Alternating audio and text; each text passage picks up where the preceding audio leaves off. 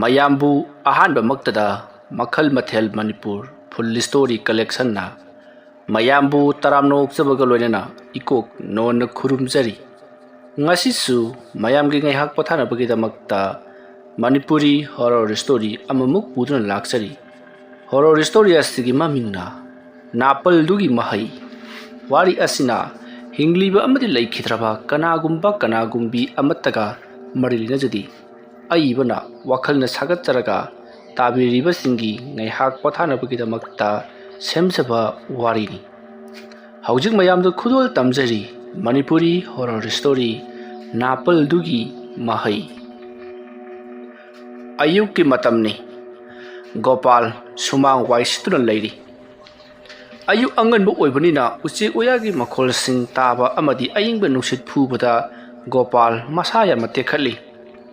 ꯍꯟꯗꯛ ꯅꯨꯃꯤꯠ ꯅꯤꯅꯤ ꯍꯨꯝꯅꯤ ꯑꯁꯤ ꯃꯁꯥ ꯏꯅꯨꯡ ꯅꯨꯡꯉꯥꯏꯇꯦ ꯍꯥꯏꯗꯨꯅ ꯃꯁꯥ ꯉꯝꯗꯅ ꯂꯩꯔꯨꯔꯕꯅꯤ꯫ ꯉꯁꯤꯁꯤ ꯍꯛꯆꯥꯡ ꯈꯔ ꯅꯨꯡꯉꯥꯏ ꯍꯥꯏꯗꯨꯅ ꯑꯌꯨꯛ ꯑꯉꯟꯕ ꯑꯁꯤꯗ ꯍꯧꯒꯠꯂꯛꯂꯒ ꯁꯨꯃꯥꯡ ꯋꯥꯏ ꯁꯤꯠ ꯁꯦꯡꯗꯨꯅ ꯇꯧꯕ ꯑꯁꯤꯗ ꯃꯁꯥꯗꯣ ꯈꯔꯒ ꯍꯦꯟꯅ ꯅꯨꯡꯉꯥꯏꯕꯒꯨꯝ ꯇꯧꯔꯤ꯫ ꯇꯥꯟꯖꯥ ꯑꯗꯨꯗ ꯏꯃꯨꯡꯗꯒꯤ ꯂꯩꯃꯇꯣꯟ ꯄꯔꯞ ꯊꯣꯛꯂꯛꯏ꯫ ꯑꯗꯨꯒ ꯍꯩꯃꯥ, ꯀꯔꯤꯅꯣ ꯇꯧꯔꯤꯕꯗꯨꯕꯣ? ꯍꯛꯆꯥꯡ ꯉꯝꯗꯦꯗꯅ ꯍꯥꯏꯔꯒ? ꯍꯥꯏ,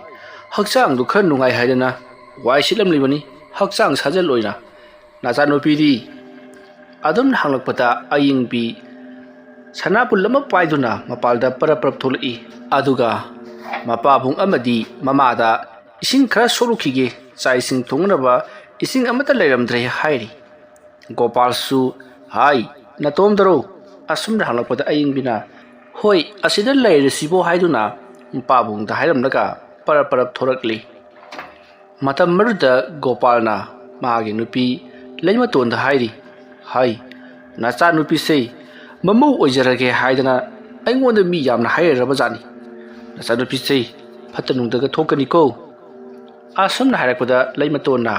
ꯈꯪꯗ꯭ꯔꯦꯅ ꯇꯧꯔꯤꯁꯤ, ꯏꯟꯈꯠꯂꯛꯄ ꯃꯇꯝ ꯑꯣꯏꯕꯒꯤꯅꯦ, ꯃꯁꯛ ꯃꯇꯧꯅ ꯃꯔꯣꯜ ꯑꯃ ꯅꯤꯡꯊꯤꯖꯔꯤꯕ, ꯏꯆꯥꯅꯦ ꯍꯥꯏꯕꯒꯤ ꯊꯥꯒꯠꯄꯒꯤ ꯋꯥ ꯅꯠꯇꯦ꯫ ꯑꯁꯨꯝꯅ ꯂꯩꯃꯇꯣꯟ ꯑꯃꯗꯤ ꯒꯣꯄꯥꯜ ꯋꯥꯔꯤ ꯁꯥꯟꯅꯗꯨꯅ ꯂꯩꯍꯧꯔꯤ꯫ ꯑꯌꯤꯡꯕꯤꯗꯣ ꯍꯣꯕꯦ ꯈꯨꯜꯒꯤ ꯄꯨꯈ꯭ꯔꯤ ꯑꯗꯨꯗ ꯏꯁꯤꯡ ꯁꯣꯛꯄ ꯄꯔꯞ ꯂꯥꯛꯂꯤ꯫ ꯃꯇꯝ ꯑꯗꯨꯗ ꯑꯊꯣꯏꯗꯣ ꯃꯍꯥꯛꯁꯨ ꯁꯨꯡꯁꯣꯏ ꯁꯣꯏꯗꯅ ꯑꯌꯤꯡꯕꯤ ꯃꯐꯝ ꯑꯁꯤꯗ ꯂꯥꯛꯀꯅꯤ ꯍꯥꯏꯕꯗꯨ ꯈꯪꯕꯔ ꯀꯔꯤꯅꯣ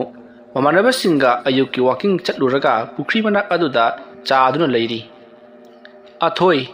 ꯃꯍꯥꯛꯁꯤ ꯄꯩꯁꯥ ꯅꯨꯡꯁꯥ ꯌꯥꯝꯅ ꯄꯥꯏꯕ ꯏꯃꯨꯡ ꯑꯃꯒꯤ ꯃꯆꯥꯅꯤ꯫ ꯃꯄꯥ ꯕꯤꯔꯦꯟ ꯑꯃꯗꯤ ꯃꯃꯥ ꯂꯇꯥ ꯁꯅꯥꯅ ꯅꯥꯏꯇꯣꯝ ꯄꯣꯛꯆꯕ ꯅꯨꯄꯥꯅꯤ꯫ ꯃꯔꯝ ꯑꯗꯨꯅ ꯀꯦꯊꯣꯛ ꯃꯧꯊꯣꯛꯅ ꯌꯣꯛꯄꯒꯤ ꯍꯧꯅꯕ ꯑꯊꯣꯏ ꯃꯥꯅꯕꯨ ꯄꯥꯝꯈ꯭ꯔꯕꯗꯤ, ꯃꯥꯅꯕꯨ ꯅꯤꯡꯈ꯭ꯔꯕꯗꯤ ꯐꯪꯗꯕ ꯌꯥꯗꯦ ꯈꯟꯗꯨꯅ ꯑꯪꯒꯝ ꯑꯔꯥꯏ ꯊꯤꯗꯕ ꯃꯤꯑꯣꯏꯅꯤ꯫ ꯃꯍꯥꯛꯀ ꯄꯨꯜꯂꯤꯕ ꯃꯃꯥꯟꯅꯕ ꯕꯣꯌꯥꯏ ꯇꯦꯝꯕ, ꯗꯨꯕꯤ ꯃꯈꯣꯏꯁꯨ ꯑꯗꯨꯃꯉꯥꯏ꯫ ꯑꯊꯣꯏꯅꯕꯨ ꯍꯥꯏꯈ꯭ꯔꯕꯗꯤ ꯍꯦꯛꯇꯃꯛ ꯆꯣꯡꯁꯤꯟꯗꯨꯅ ꯊꯕꯛ ꯇꯧꯕ ꯀꯥꯡꯕꯨꯅꯤ꯫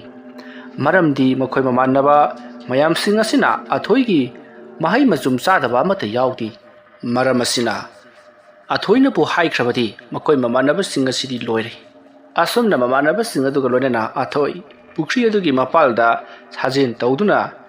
ꯂꯥꯡꯗꯨꯅ ꯂꯩꯔꯤꯉꯩ ꯃꯇꯝꯗ ꯑꯌꯤꯡꯕꯤ ꯂꯥꯞꯅ ꯂꯥꯛꯄꯗꯨ ꯎꯔꯦ꯫ ꯑꯊꯣꯏꯗꯤ ꯎꯕ ꯅꯠꯇꯦ, ꯃꯍꯥꯛꯇꯤ ꯃꯥꯅ ꯊꯣꯛꯄ ꯔꯥꯒ ꯑꯃꯗ ꯂꯩꯔꯤꯕꯅꯤ꯫ ꯃꯇꯝ ꯑꯗꯨꯗ ꯗꯨꯕꯤꯅ ꯑꯊꯣꯏꯗ ꯃꯇꯥꯎ, ꯑꯌꯤꯡꯕꯤ ꯂꯥꯛꯏꯅꯦ, ꯑꯁꯨꯝꯅ ꯍꯥꯏꯔꯨꯕꯗ ꯑꯊꯣꯏꯗꯣ ꯁꯠ ꯂꯩꯊꯣꯛꯇꯨꯅ ꯌꯦꯡꯂꯛꯏ꯫ ꯃꯇꯝ ꯑꯗꯨꯗ ꯁꯣꯝꯗꯁꯨ ꯑꯌꯤꯡꯕꯤꯅ ꯑꯁ, ꯁꯛꯇꯥꯁꯤꯡꯁꯦ ꯑꯃꯨꯛ ꯂꯩꯔꯝꯃꯤꯅꯦ, ꯑꯁꯨꯝꯅ ꯈꯟꯗꯨꯅ ꯇꯟꯗꯦ ꯃꯥꯟꯗꯦ ꯇꯧꯗꯨꯅ ꯄꯨꯈ꯭ꯔꯤ ꯑꯗꯣꯝꯗ ꯂꯥꯛꯂꯤ꯫ ꯑꯁꯨꯝ ꯂꯥꯛꯄꯅ ꯄꯨꯈ꯭ꯔꯤ ꯑꯗꯨꯒꯤ ꯃꯅꯥꯛ ꯌꯧꯁꯤꯜꯂꯛꯂꯕꯗ ꯑꯊꯣꯏ ꯑꯃꯗꯤ ꯕꯣꯌꯥꯏ ꯇꯦꯝꯕ, ꯗꯨꯕꯤ ꯃꯈꯣꯏꯁꯤꯡ ꯆꯪꯁꯤꯟꯗꯨꯅ ꯑꯊꯣꯏꯅ ꯑꯌꯤꯡꯕꯤ, ꯏꯁꯤꯡ ꯁꯣꯛꯄ ꯂꯥꯛꯏꯔꯣ ꯅꯪꯕꯨ? ꯑꯁ, ꯑꯌꯨꯛ ꯉꯟꯇꯥ ꯑꯁꯤꯗ ꯑꯌꯤꯡꯕꯤ ꯅꯪ ꯎꯕꯁꯤꯗꯤ ꯊꯃꯣꯏꯒꯁꯦ ꯎꯟ ꯃꯇꯨꯝ ꯂꯩꯕꯗꯧꯅ ꯆꯤꯛ ꯍꯦꯛ ꯂꯥꯎꯏ, ꯏꯪꯉꯤꯍꯦ꯫ ꯕꯣꯌꯥꯏ ꯇꯦꯝꯕ ꯑꯃꯗꯤ ꯗꯨꯕꯤ ꯃꯈꯣꯏꯁꯨ ꯍꯣꯏꯅꯦ, ꯑꯩꯈꯣꯏꯁꯨ ꯍꯥꯏꯒꯦ ꯇꯧꯔꯝꯃꯤꯅꯤꯅꯦ ꯍꯥꯏꯗꯨꯅ ꯂꯛꯅꯁꯜꯂꯛꯏ꯫ ꯃꯇꯝ ꯑꯗꯨꯗ ꯑꯌꯤꯡꯕꯤꯅ ꯅꯈꯣꯏꯅ ꯁꯤꯗ ꯂꯩꯔꯝꯃꯤꯁꯦ ꯀꯩꯗꯧꯕ ꯂꯩꯔꯝꯃꯤꯅꯣ? ꯅꯌꯨꯝꯗ ꯍꯟꯕ ꯌꯥꯗ꯭ꯔꯣ? ꯑꯁꯨꯝꯅ ꯍꯥꯏꯔꯝꯂꯒ ꯏꯁꯤꯡ ꯑꯗꯨ ꯁꯣꯛꯂꯤ꯫ ꯃꯇꯝ ꯑꯗꯨꯗ ꯑꯊꯣꯏꯅ ꯌꯨꯝꯗ ꯍꯟꯕ ꯌꯥꯏ, ꯅꯪ ꯏꯁꯤꯡ ꯁꯣꯛꯄ ꯂꯥꯛꯀꯅꯤ ꯑꯁꯤ ꯃꯪꯗ ꯍꯥꯏꯔꯝꯕ ꯑꯗꯨꯒꯤ ꯉꯥꯏꯔꯝꯂꯤꯕꯅꯤ꯫ ꯉꯥꯏꯈꯣꯅꯦ, ꯅꯪꯕꯨ ꯑꯩꯅ ꯍꯥꯏꯕꯁꯤ ꯁꯨꯡꯌꯥ ꯌꯥꯗ꯭ꯔꯤꯕꯁꯤꯕꯨ ꯀꯔꯤꯒꯤꯅꯣ? ꯃꯇꯝ ꯑꯗꯨꯗ ꯑꯌꯤꯡꯕꯤꯅ ꯑꯊꯣꯏꯗ ꯌꯥꯝꯅ ꯃꯨꯟꯅ ꯌꯦꯡꯂꯒ ꯅꯪꯉꯣꯟꯗ ꯑꯩꯅ ꯑꯩꯒꯤꯁꯨ ꯈꯪꯅꯖꯕ ꯂꯩ ꯍꯥꯏꯗꯅ ꯀꯌꯥꯔꯛ ꯍꯟꯅ ꯍꯥꯏꯈ꯭ꯔꯕ ꯅꯠꯇ꯭ꯔꯣ? ꯁꯤꯗꯅꯦ ꯆꯕꯠ ꯉꯥꯡꯅꯕꯒꯤ ꯃꯊꯧ ꯇꯥꯗꯦ꯫ asomna hairamlaga ayingbi parap chatki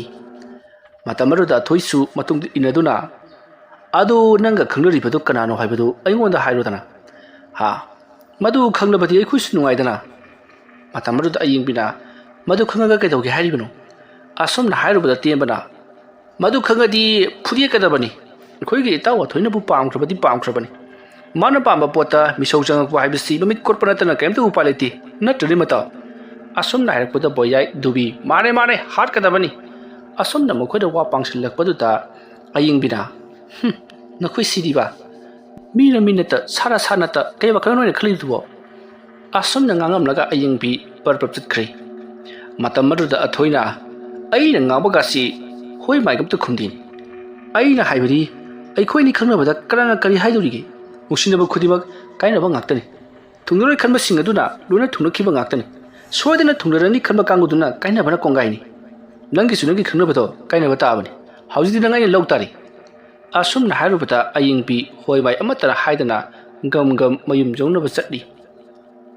matamaruda thoina ngai khoibani nangbo haiduna ayingbi gi sanabun paripu makhutado yalori matamaruda sanabulado kujin khutan thoktagi leimai taaduna kople matamaruda ayingbina nangi sengonda mi usitribra haiduna athoi ki makhajaida khupakna thakri boyai temba amadi dubi kari tholaga ba haiduna tingak jengduna leiri masidagi di athoi do kari suhaidi tumina dumak leiri ayingbido sanabun akopatu paikhatuna amukhana pukhridagi ising sodure aduga parap mayum jona bachakhi matamaruda athoi boyai temba dubi makoi singdo tumin leiri ayingbina chakhiba matung phana leira matung ta boyaina kaidrugi to manglaga leiribudu mai mangurabro matamaruda thoina ma gumbana aigi khazai de khupang tharaba aine hek khanglakpadagi aibu pokpiba ima ipana phawbada khubang set thakdri bai phai nupina suk yamna napal karbadi napal adugi mahai phangan batabani oi chachelo asumna haiduna athoi yamna sauna mokoi mamanabas tinga tuga lonana satkri masigi matung ayingbido mayum jirokdabada sanabun koplaga lakpaduda mama leimatona hai ngai khuri nangbo kaima sanabun sina kamai tawna kopiba asumna hairakpada ayingbi yamna thawai nongaitana mama leimatonda mahana tawrokpa singado loinamak tamlei matamadu leimatona magi birian haiba nupa sigi macha nupa suningdaba nisha chaba katalai chuba sina asumane he tawribase fradi hamlabani aikhoi se mi khara wali kana leite haidana usitribani re khangdi hore mapa bung lag loinam tamke khanganeba matamadu ta ayingmina mapa da haitu kanu kari kandabada wathok lan thok thoga madun hena chawthok lani haiduna mamana haribadu yadri masigi matung haujikti aying bisu imung changkri leimaton thawai nuaitana lehauri matam madu haukrabada numidangi matam oirakle athoi poyai amadi manabasing makoi punduna yamna kana thak saduna ngauduna leiri matam maruda thoina tattana soli aying bi ngasi aingonda khupanga tharamlibasi aidi lemna khak tokloi maba sodanamaki aina phaduna aigi nupi oina loksingani matam maruda poyaina tawnuko maga khangnaba jiban haibudusune karino manung mapana samnai habra kaino ma haibani thong thang hek tokladi nangda yautana akoichu yauna phut kadawribani matam maduta athoina yare bango adu amna ki kadawrati moidaro manung mapan samnari basibo ekhoi gi babung su manung mapan loinam samnabo ngaktani hendalla badi boko au thomdot narga lore ai gi sunu moi leiri tawsai bro matam maduta dubina as nupi bhabi wari haudoga kapna baromdo ondhagre asumna harpada athoida sumina dubi naming mangnu huigi maming kausalle koksu bura hoidi de ado yare ne tone kamai do jaino aidi hayemok aying bisi phaba pami matam maruda tenbana phaba yarai bani matung tarak step ki mathangdo aduni khoina ki disi aying bi masana yade kain khumadi ai ko chu jel jawduri bani ne matam maruda thoi hauna nokdaga kari ma kumba nupi masa mana masana yade dra khumlaga ꯑꯩꯈꯣꯏꯅ ꯖꯒꯣꯏ ꯁꯥꯔꯒ ꯂꯩꯒꯗ꯭ꯔꯣ ꯃꯁꯥꯅ ꯌꯥꯔꯦꯅ ꯈꯨꯝꯗ꯭ꯔꯤ ꯐꯥꯎꯕ ꯃꯥꯕꯨ ꯑꯩꯈꯣꯏꯅ ꯅꯝꯁꯤꯟꯗꯨ ꯊꯝꯒꯗꯕꯅꯤ ꯃꯌꯨꯝꯗꯒ ꯑꯃꯠꯇ ꯊꯤꯜꯂꯣꯏꯗꯕꯅꯤ ꯇꯟꯖꯥ ꯆꯥꯗ꯭ꯔꯗꯤ ꯑꯩꯈꯣꯏ ꯁꯣꯝꯗ ꯍꯣꯡꯗꯣꯛꯑꯒꯦ ꯀꯥꯏꯅ ꯍꯣꯡꯗꯣꯛꯑꯒ ꯃꯣꯏꯒꯤ ꯌꯨꯝꯗꯒꯁꯤ ꯄꯥꯎ ꯏꯄꯤ ꯄꯤꯗꯕꯨꯝ ꯄꯤꯕꯣꯏ ꯇꯧꯔꯒ ꯂꯣꯏꯁꯤꯟꯈ꯭ꯔ ꯂꯣꯏꯔꯦ ꯀꯩꯗꯧꯔꯒꯦ ꯑꯁꯨꯝꯅ ꯉꯥꯡꯅꯕ ꯌꯥꯕ ꯉꯥꯡꯅꯔꯕ ꯃꯇꯨꯡꯗ ꯑꯌꯤꯡꯕꯤꯗꯣ ꯍꯌꯦꯡ ꯁꯣꯏꯗꯅꯃꯛꯀꯤ ꯐꯥꯔꯁꯤ ꯍꯥꯏꯅꯔꯤ ꯑꯁꯨꯝꯅ ꯇꯧꯗꯨꯅ ꯃꯇꯝ ꯑꯗꯨ ꯍꯧꯈ꯭ꯔꯕꯗ ꯍꯧꯖꯤꯛꯇꯤ ꯅꯨꯃꯤꯗꯥꯡꯒꯤ ꯃꯇꯝ ꯑꯗꯨ ꯊꯦꯡꯖꯤꯜꯂꯛꯂꯕꯗ ꯑꯊꯣꯏ ꯕꯣꯌꯥꯏ ꯑꯃꯗꯤ ꯃꯈꯣꯏꯒꯤ ꯃꯃꯥꯟꯅꯕꯁꯤꯡ ꯑꯗꯨꯁꯨ ꯃꯥꯒꯤ ꯃꯌꯨꯝꯗ ꯍꯟꯅꯈ꯭ꯔꯤ ꯃꯊꯪꯒꯤ ꯅꯣꯡ ꯉꯥꯜꯂꯛꯂꯕꯗ ꯒꯣꯄꯥꯜ ꯑꯌꯨꯛꯀꯤ ꯊꯕꯛ ꯏꯪꯈꯥꯡ ꯆꯠꯅꯅꯕꯒꯤꯗꯃꯛꯇ ꯂꯣꯏꯁꯤꯟ ꯈꯣꯝꯖꯤꯟ ꯇꯧꯔꯛꯂꯤ ꯂꯩꯃꯇꯣꯟꯅꯗꯤ ꯆꯠꯈꯤꯗꯅꯕꯒꯤꯗꯃꯛꯇ ꯌꯥꯝꯅ ꯀꯟꯅ ꯍꯥꯏꯔꯤ ꯃꯁꯥ ꯉꯝꯗꯕꯅꯤꯅ ꯅꯍꯥꯛ ꯊꯕꯛ ꯈꯔꯗꯤ ꯂꯦꯞꯈꯣ ꯍꯥꯏꯔꯤ ꯑꯗꯨꯕꯨ ꯒꯣꯄꯥꯜꯅ ꯅꯥꯔꯤꯕꯅꯤ ꯍꯥꯏꯗꯨꯅ ꯁꯨꯝ ꯂꯩꯊꯣꯛꯂꯕꯗꯤ ꯀꯗꯥꯏꯗꯒꯤ ꯆꯥꯒꯅꯤ ꯆꯠꯇꯕ ꯌꯥꯗꯕꯅꯤ ꯑꯩꯁꯨ ꯏꯁꯥꯁꯦ ꯌꯥꯝꯅ ꯀꯟꯈꯠꯂꯦ ꯍꯥꯏꯔꯝꯂꯒ ꯊꯕꯛ ꯆꯠꯂꯤꯕꯅꯤ ꯍꯥꯏꯗꯨꯅ ꯆꯠꯈ꯭ꯔꯤ ꯂꯩꯃꯇꯣꯟꯁꯨ ꯒꯣꯄꯥꯜꯅ ꯆꯠꯈꯤꯕꯗꯣ ꯊꯋꯥꯏ ꯏꯅꯨꯡ ꯅꯨꯡꯉꯥꯏꯇꯅ ꯌꯦꯡꯂꯒ ꯂꯩꯍꯧꯔꯤ ꯃꯇꯝ ꯑꯗꯨꯗ ꯑꯌꯤꯡꯕꯤꯅ ꯃꯃꯥ ꯂꯩꯃꯇꯣꯟꯗ ꯃꯍꯥꯛ ꯑꯁ꯭ꯋꯥꯏꯐꯥꯎꯗ ꯊꯣꯛꯈꯤꯒꯦ ꯗꯨꯀꯥꯟꯗ ꯀꯩꯅꯣꯝꯇ ꯂꯩꯔꯨꯈꯤꯒꯦ ꯍꯥꯏꯔꯛꯄꯗ ꯂꯩꯃꯇꯣꯟꯅ ꯏꯕꯦꯝꯃ ꯅꯪꯁꯨꯅꯦ ꯉꯁꯤ ꯅꯣꯡꯃ ꯅꯤꯅꯤ ꯍꯨꯝꯅꯤꯗꯤ ꯌꯨꯝꯗꯒꯤ ꯃꯄꯥꯟ ꯊꯣꯛꯇꯕꯅ ꯍꯦꯟꯅ ꯐꯒꯅꯤ ꯃꯥꯒꯤ ꯑꯊꯣꯏ ꯍꯥꯏꯕꯗꯨꯗ ꯅꯍꯥꯛꯅ ꯈꯨꯄꯥꯡꯒ ꯊꯥꯔꯨꯔꯤꯕꯗꯣ ꯃꯗꯨ ꯐꯠꯇꯕ ꯁꯣꯏꯗꯅ ꯑꯣꯜꯂꯛꯀꯅꯤꯀꯣ ꯑꯁꯨꯝꯅ ꯍꯥꯏꯔꯛꯄꯗ ꯑꯌꯤꯡꯕꯤꯅ ꯀꯩꯁꯨ ꯇꯧꯔꯣꯏꯗ ꯏꯃꯥ ꯃꯥꯅꯕꯨ ꯀꯔꯤ ꯇꯧꯗꯣꯔꯤꯒꯦ ꯑꯁꯨꯝꯅ ꯍꯥꯏꯔꯝꯂꯒ ꯑꯌꯤꯡꯕꯤ ꯗꯨꯀꯥꯜ ꯊꯣꯛꯈꯤ ꯇꯁꯦꯡꯕꯒꯤꯗꯤ ꯑꯌꯤꯡꯕꯤꯅ ꯊꯣꯛꯂꯤꯕꯁꯤ ꯗꯨꯀꯥꯜꯗ ꯄꯣꯠ ꯂꯩꯕ ꯅꯠꯇꯦ ꯃꯍꯥꯛꯀ ꯈꯪꯅꯖꯕ ꯖꯤꯕꯟ ꯍꯥꯏꯔꯤꯕ ꯃꯤꯑꯣꯏ ꯑꯗꯨꯒ ꯎꯅꯕ ꯂꯥꯛꯂꯤꯕꯅꯤ ꯑꯁꯨꯝ ꯂꯥꯛꯄꯅ ꯑꯌꯤꯡꯕꯤꯗꯣ ꯖꯤꯕꯟꯒ ꯊꯦꯡꯅꯁꯤ ꯍꯥꯏꯈꯤꯕ ꯃꯐꯝ ꯑꯗꯨꯗ ꯂꯥꯛꯄꯗ ꯖꯤꯕꯟ ꯍꯥꯟꯅꯅ ꯉꯥꯏꯗꯨꯅ ꯂꯩꯔꯝꯂꯤ ꯖꯤꯕꯟ ꯂꯩꯀꯥꯏ ꯈꯨꯜ ꯑꯗꯨꯗꯒꯤ ꯑꯣꯏꯖꯔꯕꯁꯨ ꯃꯔꯝ ꯃꯣꯛꯄ ꯊꯕꯛ ꯏꯪꯈꯥꯡ ꯁꯨꯕ ꯅꯣꯝꯕ ꯇꯟꯗꯕ ꯅꯤꯁꯥ ꯄꯁꯥ ꯆꯥꯗꯕ ꯒ꯭ꯌꯥꯟ ꯇꯥꯕ ꯃꯤꯑꯣꯏꯅꯤ ꯍꯥꯏꯔꯤꯕ ꯖꯤꯕꯟ ꯍꯥꯏꯔꯤꯕ ꯑꯁꯤ ꯑꯌꯤꯡꯕꯤꯒ ꯃꯍꯥꯛꯁꯨ ꯊꯦꯡꯅꯅꯕꯒꯤꯗꯃꯛꯇ ꯉꯥꯏꯔꯒ ꯂꯩꯔꯝꯂꯤ ꯑꯌꯤꯡꯕꯤꯁꯨ ꯃꯅꯥꯛꯇ ꯆꯪꯁꯤꯟꯗꯨꯅ ꯃꯈꯣꯏ ꯑꯅꯤ ꯀꯔꯤꯅꯣ ꯋꯥꯔꯤ ꯈꯔ ꯁꯥꯟꯅꯗꯨꯅ ꯋꯥ ꯈꯔ ꯇꯥꯟꯅꯔꯤ ꯃꯇꯝ ꯑꯗꯨꯗ ꯑꯌꯤꯡꯕꯤꯅ ꯃꯈꯣꯏꯒꯤ ꯈꯨꯜ ꯊꯪꯅꯕꯗ ꯂꯩꯔꯤꯕ ꯑꯊꯣꯏ ꯍꯥꯏꯔꯤꯕ ꯅꯤꯄꯥ ꯑꯁꯤꯅ ꯃꯉꯣꯟꯗ ꯀꯥꯔꯟ ꯇꯥꯔꯛꯂꯤꯕ ꯑꯌꯦꯠꯄ ꯄꯤꯔꯛꯂꯤꯕ ꯑꯃꯗꯤ ꯆꯠꯊꯣꯛ ꯆꯠꯁꯤꯟꯗ ꯌꯥꯝꯅ ꯑꯌꯦꯠꯄ ꯑꯣꯏꯔꯤꯕ ꯑꯁꯤꯒꯤ ꯃꯇꯥꯡꯗ ꯖꯤꯕꯟꯗ ꯋꯥꯔꯤ ꯁꯥꯔꯤ ꯃꯔꯝ ꯑꯗꯨꯅ ꯃꯍꯥꯛ ꯌꯨꯝꯗ ꯀꯨꯏꯅ ꯂꯩꯕ ꯉꯝꯂꯔꯣꯏ ꯃꯔꯝ ꯑꯗꯨꯅ ꯑꯩ ꯅꯪꯒꯤ ꯅꯥꯛꯇ ꯂꯥꯛꯂꯒꯦ ꯍꯥꯏꯗꯨꯅ ꯖꯤꯕꯟꯗ ꯍꯥꯏꯔꯤ ꯃꯇꯝ ꯑꯗꯨꯗ ꯖꯤꯕꯟꯅ ꯉꯥꯏꯈꯣꯗ ꯑꯌꯤꯡꯕꯤ ꯌꯨꯝꯒꯤ ꯐꯤꯕꯝ ꯌꯥꯝꯅ ꯅꯥꯇꯩ ꯆꯥꯗ꯭ꯔꯤ ꯑꯗꯨꯒꯤꯁꯨ ꯃꯊꯛꯇ ꯑꯩꯅ ꯍꯧꯖꯤꯛ ꯊꯣꯛꯂꯤꯕ ꯁꯦꯟꯊꯣꯛ ꯃꯇꯥ ꯑꯁꯤꯒ ꯍꯌꯦꯡ ꯌꯨꯝ ꯄꯥꯟꯕ ꯉꯝꯂꯣꯏ ꯃꯔꯝ ꯑꯗꯨꯅ ꯃꯇꯝ ꯈꯖꯤꯛꯇꯪꯗꯤ ꯂꯩꯁꯤ ꯃꯥꯒꯤ ꯑꯊꯣꯏ ꯍꯥꯏꯕꯗꯨ ꯀꯤꯕꯗꯒꯤ ꯏꯕꯥꯅꯤꯕꯨ ꯆꯦꯜꯂꯗ꯭ꯔꯣ ꯑꯁꯨꯝꯅ ꯍꯥꯏꯔꯛꯄꯗ ꯑꯌꯤꯡꯕꯤꯅ ꯀꯤꯗꯕꯒꯤ ꯋꯥ ꯅꯠꯇꯦ ꯀꯔꯤꯒꯨꯝꯕꯗ ꯑꯩꯒꯤ ꯏꯁꯥꯗ ꯗꯥꯛ ꯑꯃꯇꯪ ꯂꯩꯈꯤꯕꯗ ꯅꯪꯅ ꯑꯩꯕꯨ ꯁꯣꯏꯗꯅ ꯄꯥꯝꯂꯛꯂꯣꯏ ꯅꯨꯄꯤ ꯍꯥꯏꯕꯁꯤꯗꯤ ꯗꯥꯛ ꯂꯩꯈ꯭ꯔꯕꯗꯤ ꯂꯣꯏꯔꯕꯅꯤ ꯑꯁꯨꯝꯅ ꯃꯈꯣꯏ ꯑꯅꯤ ꯅꯤꯡꯉꯥꯏ ꯁꯪꯗꯥꯅꯔꯤꯉꯩ ꯑꯊꯣꯏꯗꯣ ꯉꯔꯥꯡ ꯍꯥꯏꯅꯈꯤꯕꯒꯤ ꯃꯇꯨꯡꯏꯟꯅ ꯑꯌꯤꯡꯕꯤꯕꯨ ꯀꯣꯏꯁꯦꯟ ꯁꯦꯟꯅꯔꯛꯄꯗ ꯃꯈꯣꯏꯅ ꯑꯌꯤꯡꯕꯤꯕꯨ ꯊꯤꯔꯛꯄꯗ ꯖꯤꯕꯟꯒ ꯃꯈꯣꯏ ꯑꯅꯤ ꯎꯅꯗꯨꯅ ꯂꯩꯔꯤꯕꯗꯣ ꯎꯕꯗꯒꯤ ꯃꯅꯥꯛ ꯆꯪꯁꯤꯜꯂꯛꯏ ꯃꯇꯝ ꯑꯗꯨꯗ ꯑꯌꯤꯡꯕꯤꯅ ꯇꯨ ꯍꯥꯏꯅꯔꯤꯉꯩꯁꯤꯗ ꯂꯥꯛꯂꯦ ꯑꯁꯨꯝꯅ ꯍꯥꯏꯔꯛꯄꯗ ꯖꯤꯕꯟꯅ ꯂꯥꯛꯆꯁꯤꯅꯨ ꯀꯔꯤꯕꯨ ꯇꯧꯔꯨꯅꯤꯒꯦ ꯃꯥꯅ ꯑꯁꯨꯝꯅ ꯍꯥꯏꯅꯔꯤꯉꯩ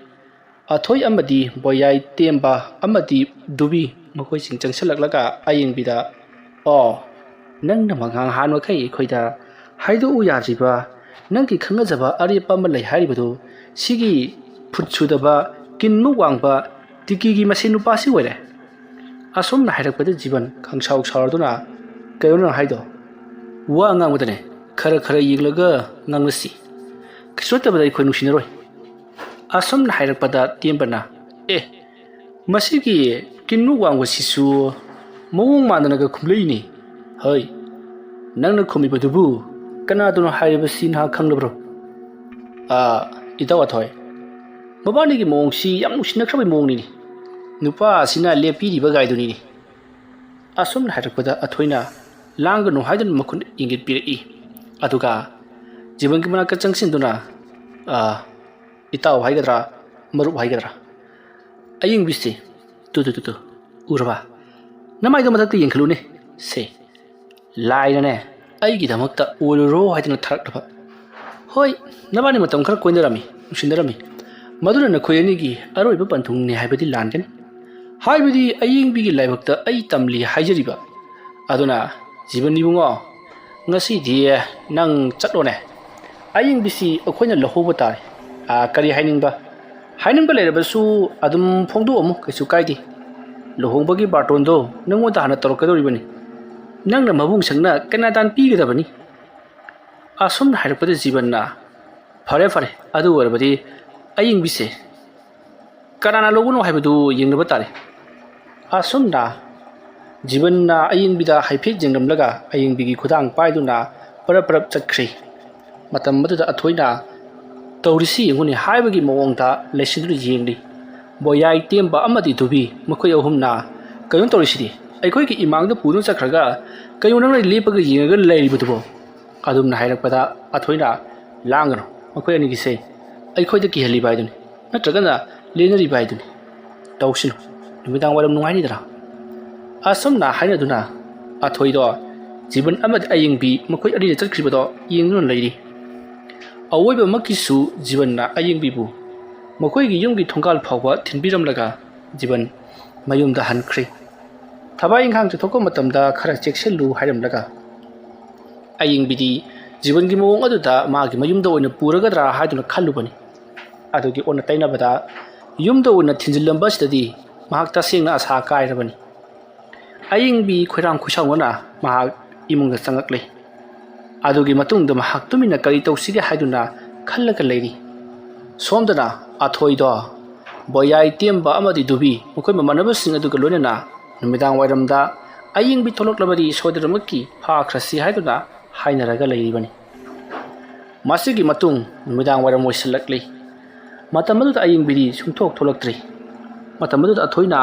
karigumba thaurangama sem saduna miyoi ama nekli miyoi ase makhoi ge laikai dagi ojarabasu ayingbida masak khangdaba miyoi ni miyoi asida athoi hoina yamlaba paisa piraduna haujikti ayingbibu mapado kainoma tahori amukta yengusi law thonganda lehori haiduna kauthoro u haiduna thajankhri thabak asimak miyoi aduna pangthokraduna ayingbibu thonganda puthurakli ayingbisu thongalda mapabungdo kainoma tawraga leire haibaduda parap chenthoraklibani masidagidi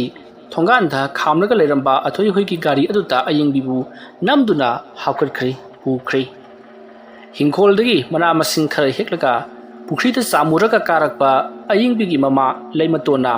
machanupidu nungdang waram masida kadai chakhraba jano haiduna kauraduna thiri phangmallaktabaduda ayingbigi mama nabi khoida chattuna mu hanglore adusu lakti haiduna khomle dukaldaga chatkhiba jala haiduna hanglori adusu lehautrei leimaton pakhalakle chen chongba tawkhraba jala ngasai ayu jiban ga unakhibani kari bo haina khraba jano haiduna yama langtaknari tanja aduda gopal su numidang waram oilaklabri na thabak halakle gopal hek jorokpaga leimatona machanupi na haujuk phawba hanjillaktabagi wari tammi masidagidi mathang sandokhiduna yumthangnaba kaiba loinamak tarakle matamaduda ayingbiki pawase asum sandokhibadagidi laikai aduda leiba miyoi kharna ayingbigi yumda laklaga ngasai ayingbidu miyoi kharka loinana gari achouba amada tongraga chaminakhiba ui haiduna tamle wafam madu tabada leimaton magi athoi haibaduna isanupido phakhraba jala haiduna amuk chingrakle masidagidi jibanda paw piduna jibanna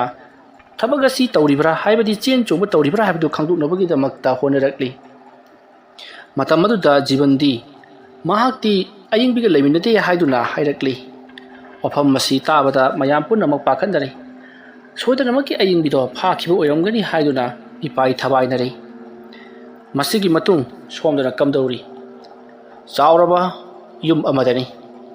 yum masigi akoibada yum kaya tadi hairiba yum masigi ka amada ayingbi sut kaptuna phamung amagi mathakta leiri matam maduda athoido changsilakle matam maduda ayingbidi ki khibana mahakti athoida yamna sairi kasidagi yamna thuna thokro nangai ga karibata mari linati haiduna yamna sairi matam maduda athoina karigi mai lenadabanu haujikti nang aigi oiba taredana nang na aingonda khupa nga tharamdrabadi nang ngasigi mongse oramdabasu yabujani asomna haiduna ayingbigi manakta sangsilli matam maduda ayingbina changsilakanu haiduna mukhoi ani do yamna kana mukna phana tawrakle matam aduda ayingbina manak adai leiramba posak amana athoi gi makok ka thongki matam aduda athoi do makok ti I thokli makok su khar ngawri masidagi ti athoi na su sauduna ayingbi phuri matawa sumna tawduna ayingbi do phurak padadi wo khong kapli somda nakal amadana athoi gi mapa biren amadi mahaki mama lata sanada athoi tu nupi ama porakle mahak nupi chele haiduna paw pi khri asumna tawduna mathangi nongalakpada haidok pajana nabagi damakta sem saba pungloi loina ki nongale hojikti ayingpi gi imungda biren amadi lata sana hoigi yungi miyoi kharaga tawduna haidok lakli matamaduda Gopal amadi leimaton makhoi ani sukhangi biren gi tawbangamba amadi makhoi gi sangapanga puna makhanglibani maramaduna makhoi machanupi gi wa matang tajakhigi aduga luhong khongdongba haibaduna tapna khanarasi hairakli matamaduda birena su hoi hoi angage machal hangbiro aduga khoi kaidongai noma lakcharagi pawdu haibiraklo hairamlaga makhoi su hanaki nungthil numedang wairamgi matamda ayingbi mayumda thilaki matamatuda ayingbina mahak phabani maramatuna aidi leibangam loi hairi wafam masita Gopal amadi leimaton su mai hongna sawri ngarang ahing su ayingbibu athoina yamna thina ot neibada natana khubi khi haiduna paw tambadadi Gopal amadi leimaton mai hongna sawduna nupa mayumda paw piduna waloi thuknabagi damakta ahallaman jauna phamle aduga athona tawkhiba adugi damak mayamna mahakpu kari cherak pi sige haiduna haidari adubu athoigi imung manung kukan panganbo oibanina moigi mathakta kanamtana wa ngangba ngamkhiri masidagi ti police na athoi bu lokhatkhi adubu mamingtagi wena lokhaliba haibaduni athoi do adumak thadurakhi masidagi di athoi mai hongna sawkhre maramaduna ayingbibu amuhana phagani haiduna chak yumna lepkhi masigi matung ikui kuidana jiban nasu ayingbibu pamlaktabadagi mahakpu inthok pirakpa haurakhi nangti chelurabani haibagi mawangum matam maduta ayingbi yamna nungaikhiri mahana yamna thajariba jiban phawbana adumna inthok pirakpa mirai birakpa asidadi mahak tasingna sijaningba haibadu yauki asumna amagi maichak mathang sagona duna loiribi ayingbi amukasu athoina achingwa tanja hingduna amu hanna phaki hata mukti ayingbisu jibanna sumahangpu inthok piraklabanina kaidorugamo haiduna athoida adumak leiba taki masumna tawduna athoida ayingbido yamna chawna luhongle masigi matung ayingbi athoigi imungda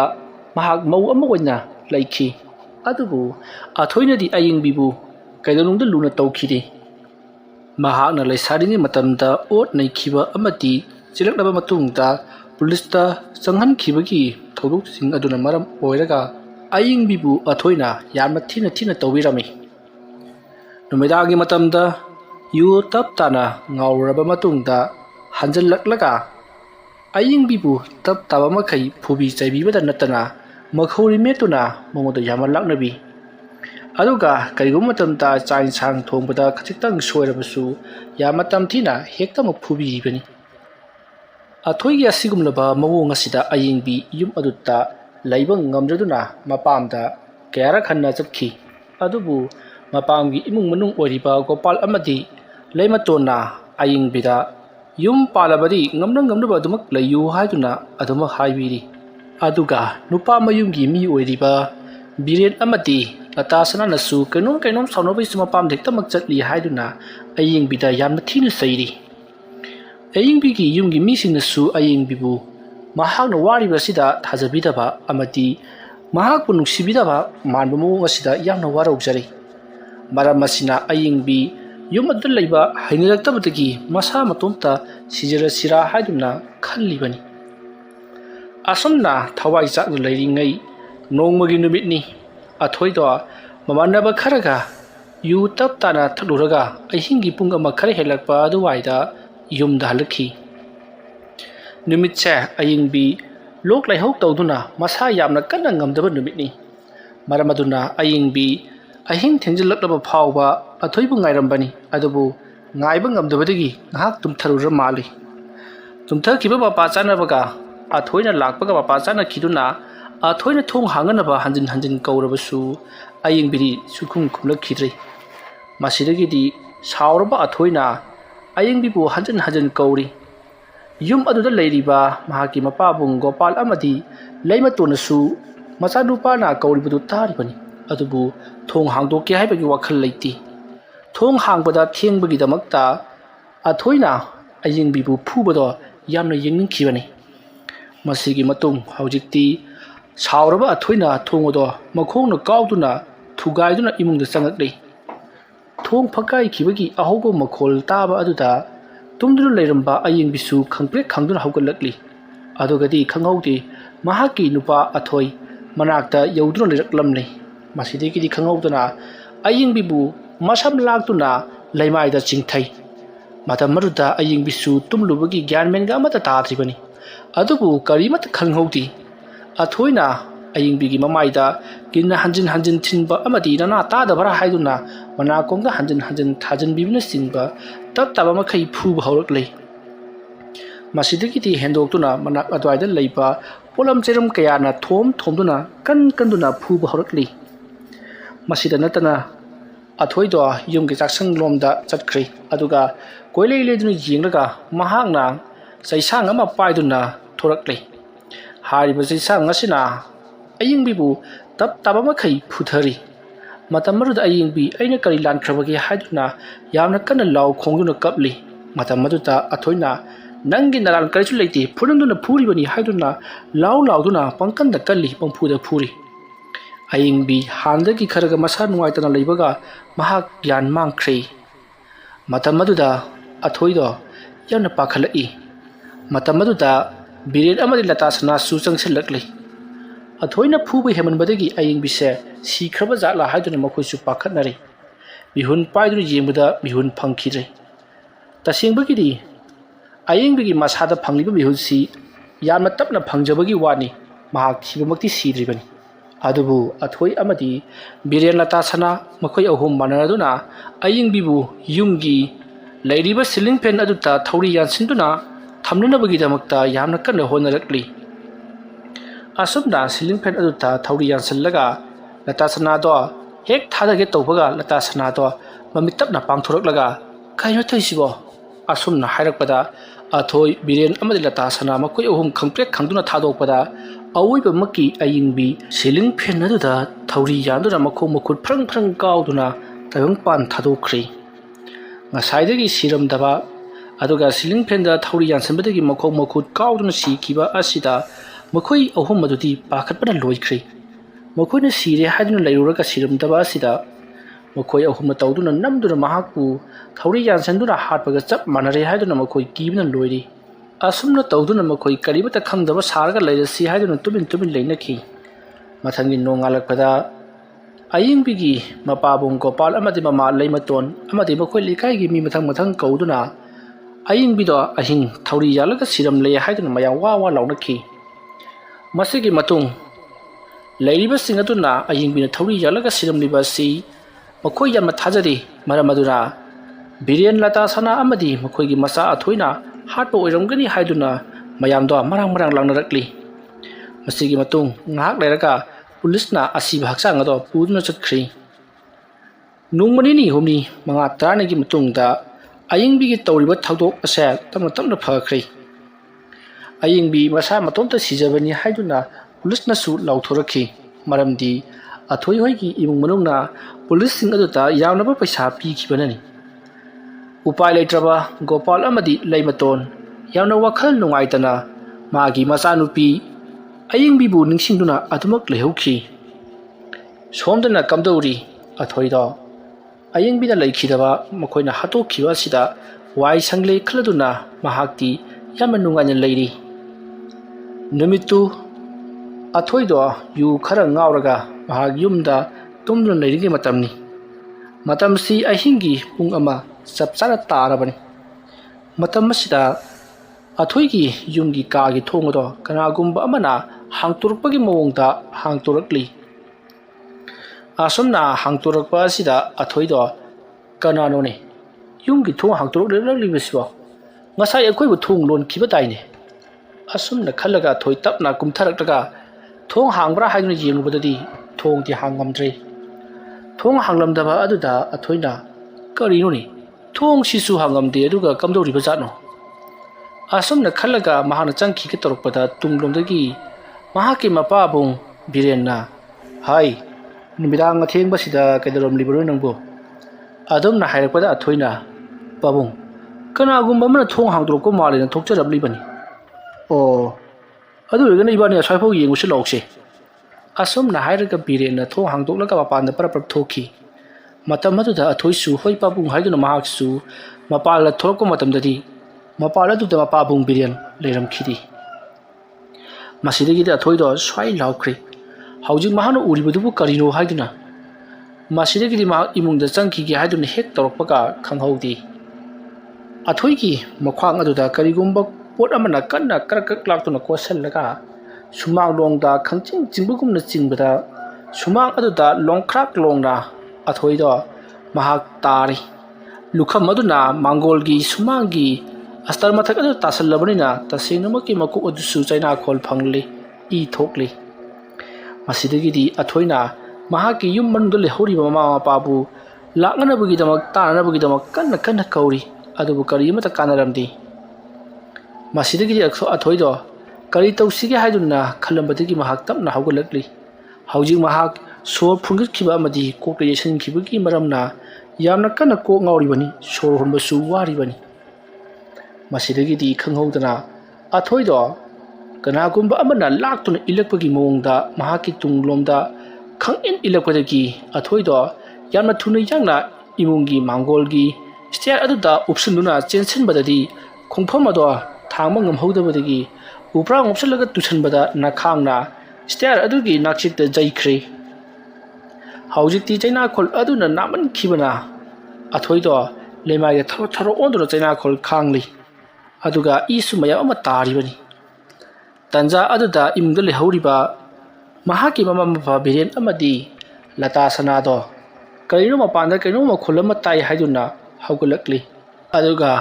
ꯌꯨꯝꯖꯥꯎꯒꯤ ꯊꯣꯡꯅꯥꯎ ꯍꯥꯡꯗꯨꯅ ꯌꯦꯡꯂꯛꯏ ꯃꯇꯝ ꯑꯗꯨꯗ ꯃꯈꯣꯏꯒꯤ ꯃꯆꯥꯅꯨꯄꯥ ꯑꯊꯣꯏ ꯀꯅꯥꯒꯨꯝꯕ ꯃꯤꯑꯣꯏ ꯑꯃ ꯃꯍꯥꯛꯀꯤ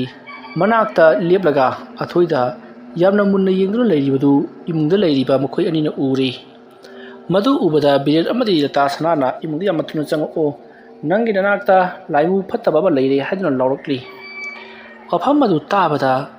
ꯑꯊꯣꯏꯗꯤ ꯏꯉꯛ ꯉꯛꯅ ꯀꯔꯤꯅꯣ ꯍꯥꯏꯔꯤꯕꯁꯤꯕꯨ ꯍꯥꯏꯗꯨꯅ ꯀꯣꯏꯂꯩ ꯂꯩꯗꯨꯅ ꯌꯦꯡꯂꯤ ꯏꯃꯨꯡꯗꯒꯤ ꯂꯣꯟꯅ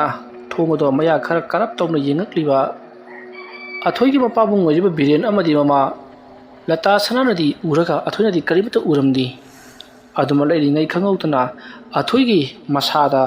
ꯍꯥꯏꯐꯝ ꯇꯧꯐꯝ ꯈꯪꯗꯕ ꯑꯋꯥꯕ ꯑꯃ ꯅꯪꯂꯛꯂꯤ ꯃꯁꯥꯗꯣ ꯌꯥꯝꯅ ꯀꯟꯅ ꯁꯥꯒꯠꯄꯗ ꯅꯠꯇꯅ ꯆꯥꯛꯊꯦꯛꯄꯒꯨꯝ ꯇꯧꯔꯛꯄ ꯑꯗꯨꯗꯗꯤ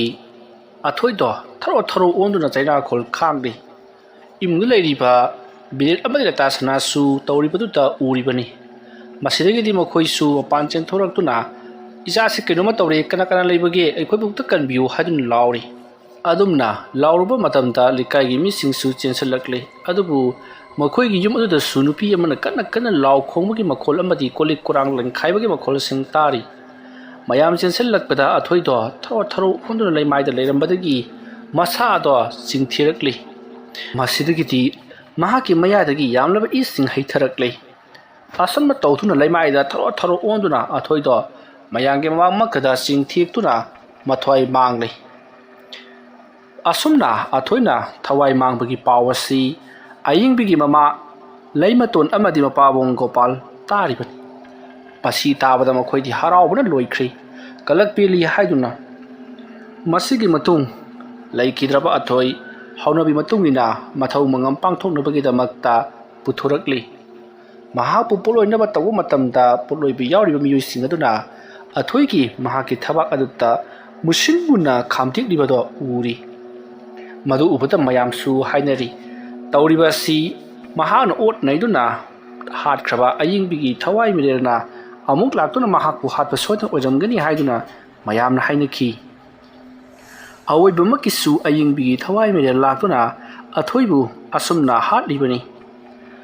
ꯃꯁꯤꯒꯤ ꯃꯇꯨꯡ ꯍꯧꯖꯤꯛꯇꯤ ꯑꯌꯤꯡꯕꯤꯁꯨ ꯃꯍꯥꯛꯅ ꯇꯧꯒꯗꯕ ꯊꯕꯛ ꯊꯧꯔꯝ ꯃꯍꯥꯛꯅ ꯄꯥꯝꯂꯤꯕꯁꯤꯡ ꯑꯗꯣ ꯄꯥꯡꯊꯣꯛꯂꯝꯂꯕ ꯃꯇꯨꯡꯗ ꯑꯌꯤꯡꯕꯤ ꯂꯩꯔꯝꯂꯦꯟꯗ ꯆꯠꯈ꯭ꯔꯦ꯫ ꯑꯗꯨꯒ ꯑꯊꯣꯏꯁꯨ ꯃꯍꯥꯛꯀꯤ ꯃꯃꯥ ꯃꯄꯥꯅ ꯍꯧꯅꯕꯤ ꯃꯇꯨꯡꯏꯟꯅ ꯑꯁꯇꯤ ꯁꯣꯔꯥꯠ ꯐꯤꯔꯣꯏꯅꯆꯤꯡꯕ ꯃꯊꯪ ꯂꯣꯏꯅꯃꯛ ꯃꯄꯨꯡ ꯐꯥꯅ ꯄꯥꯡꯊꯣꯛꯄꯤꯕꯗꯒꯤ ꯑꯊꯣꯏꯁꯨ ꯂꯩꯔꯝꯂꯦꯟꯗ ꯆꯠꯈꯤ꯫ ꯑꯗꯨꯒ ꯂꯩꯍꯧꯔꯤꯕ ꯃꯃꯥ ꯃꯄꯥꯗꯤ ꯑꯋꯥ ꯃꯩꯁꯥ ꯂꯥꯡꯗꯨꯅ ꯃꯄꯨꯟꯁꯤ ꯆꯨꯞꯄ ꯑꯌꯤꯡꯕꯤꯒꯤ ꯃꯃꯥ ꯃꯄꯥꯅ ꯂꯦꯟꯕꯒꯨꯝ ꯂꯦꯟꯈꯤ꯫ ꯋꯥꯔꯤ ꯑꯁꯤ ꯃꯇꯥꯡ ꯑꯁ꯭ꯋꯥꯏꯗ ꯂꯣꯏꯁꯤꯟꯖꯔꯤ꯫ ꯑꯩꯅ ꯋꯥꯔꯤ ꯑꯁꯤ ꯄꯥꯊꯣꯛꯆꯔꯛꯄ ꯃꯇꯝꯗ ꯁꯣꯏꯈꯤ ꯂꯥꯟꯈꯤꯕ ꯌꯥꯎꯔꯕꯁꯨ ꯇꯥꯕꯤꯔꯤꯕ ꯈ꯭ꯋꯥꯏꯈꯤꯕꯤꯛꯅ ꯄꯨꯛꯆꯦꯜ ꯆꯥꯎꯅ ꯉꯥꯛꯄꯤꯒꯅꯤ꯫ ꯃꯌꯥꯝꯕꯨ ꯑꯔꯣꯏꯕꯗ ꯑꯃꯨꯛꯀ ꯍꯟꯅ ꯈꯨꯔꯨꯝꯖꯔꯤ꯫